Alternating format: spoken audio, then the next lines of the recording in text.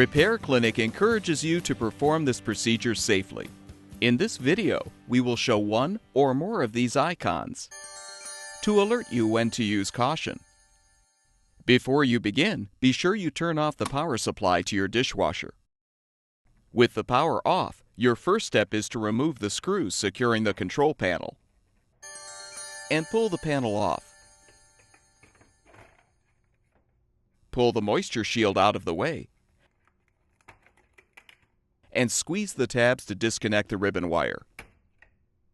Disconnect the rinse aid sensor wire if applicable.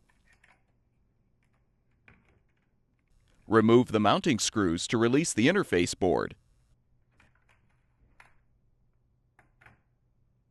Slide the old door latch handle out of the control board. Install the new door latch handle by first transferring the door latch link and spring from the old component to the new one.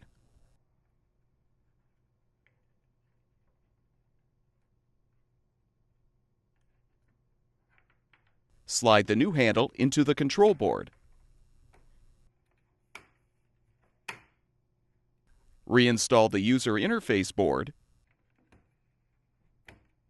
and secure with the screws. Reconnect the rinse aid sensor wire if necessary, as well as the ribbon wire. Carefully align the control panel and secure it with the screws.